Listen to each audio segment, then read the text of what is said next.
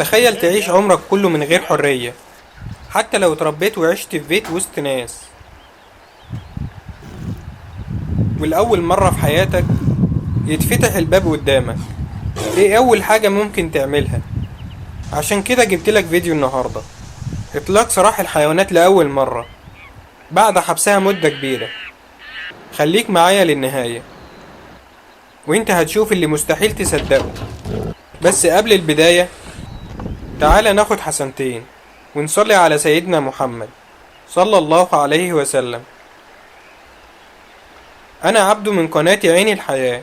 ما تنساش تدعمني بلايك وتدعمني باشتراك، وعاوزين نوصل الفيديو ده ل1000 لايك. ويلا بينا.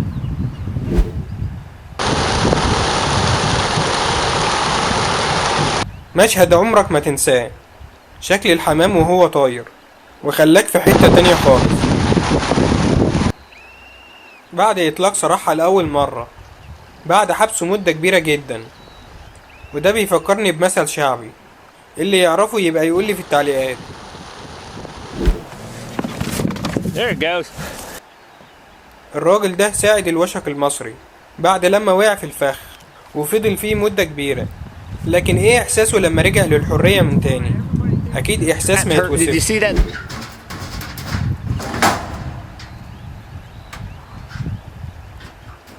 الدب ده تصرفاته غريبة جدا، بيكسر في العربية جامد قوي، كأنه بيحاول ينهي السجن ده للأبد. بعد لما خرج لوحده من العربية من غير مساعدة حد.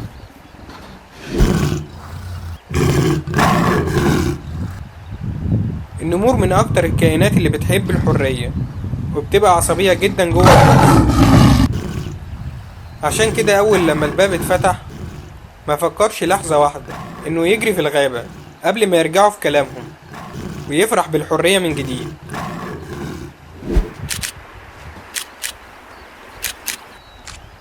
أنا مش مصدق الناس دي هتسيبني من تاني أرجع للطبيعة.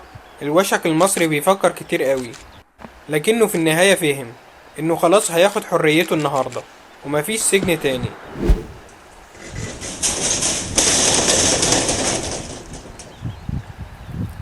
الدب أول لما اطمن إن محدش حواليه والباب مفتوح جري على الغابة، وكأنه بيقول أخيرا رجعت لبيتي من تاني.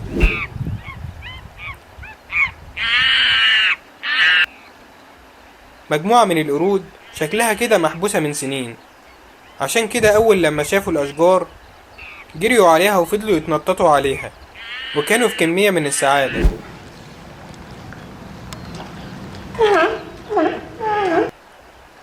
أسود البحر كائنات بتحب البحر، فجهزوا مجموعة من الأسود عشان يطلقوا سراحهم على البحر. لكن الغريب إن بعضهم جري على البحر وبعضهم كان متردد ومش عاوز يخرج. لكن في النهاية الكل كان سعيد.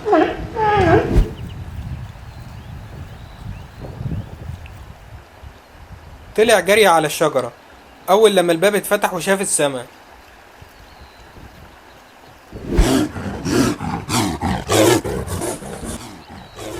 الفهد جري بأقصى سرعة عنده، أكيد خايف لا يحبسوه من تاني.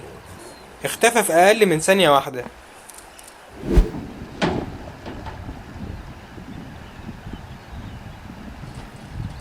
أول مرة أعرف إن الحصان ممكن يتساب كده. ده لو أنا عملتها أبويا ممكن يربطني مكانه.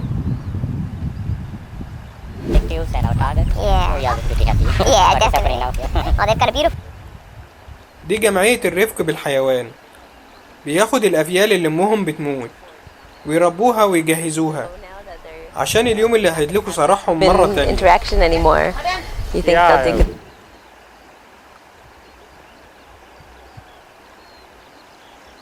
الدب من الحيوانات الذكية جدا وبتحب الحرية قوي. عشان كده أول لما الباب اتفتح معاه خرج بسرعة وعاد للطبيعة وهو مش مصدق. خلاص رجعت لبيتي وحياتي من تاني.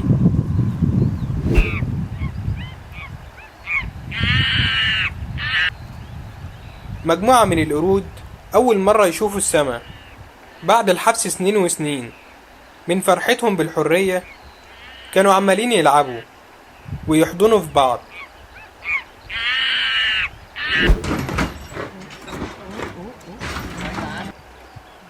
وحيد القرن ده كان بيكسر في العربية وهو خارج، وأول لما شاف الغابة قال يا فكيك ألحق أجري قبل ما يمسكوني من تاني. الوحش ده هيرجعولي المية من تاني، واقفين يستعدوا بالفحارة عشان يرفعوه.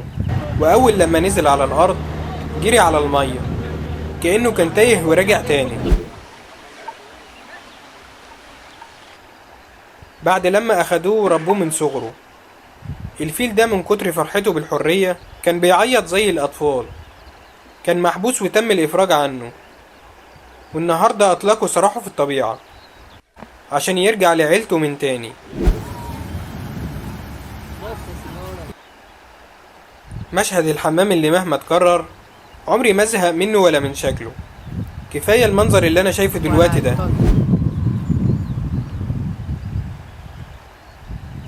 الدببة الصغيرين زي الأطفال بالظبط، أهم حاجة في الحرية اللعب والانبساط والأكل.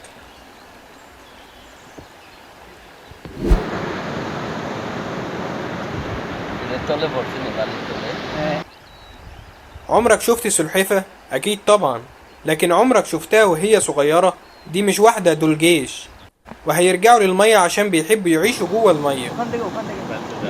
عدينا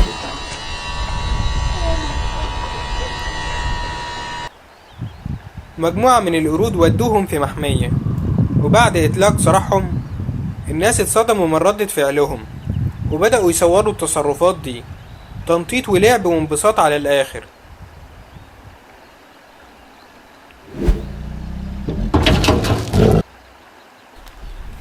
الحيوانات لما بتتنقل من مكان لمكان بتبقى مستغربة في الأول من المكان، ولكن بعد كده بتتأقلم وبتاخد على المكان. ولكن النمر ده تأقلم أسرع مما أتخيل.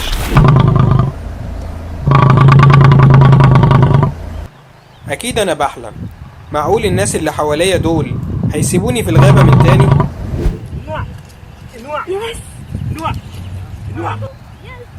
الزرافة مش عارفة ايه اللي بيحصل. الناس بتوقفها في الغابة عشان ترجع لحياتها من تاني.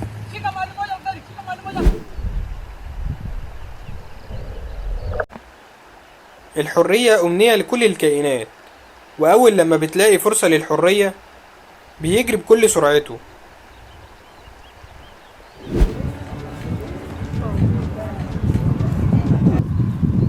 مجموعة من الفيلة بتشارك الناس فرحتها بالحرية، وعمالين يجروا ويلعبوا. كمية فرحة وانبساط أول مرة أشوفها.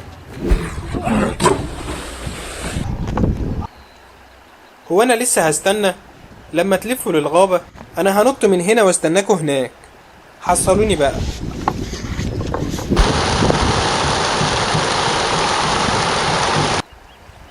ما كنتش حابب الفيديو يخلص، لكن أحلى وقت بقضيه معاكم هنا. ما تنساش تقولي في التعليقات ايه اكتر اللحظات اللي اثرت فيك. نتقابل الفيديو اللي جاي، وما تنساش اللايك والاشتراك. رب الخير لا يأتي إلا بالخير. سلام.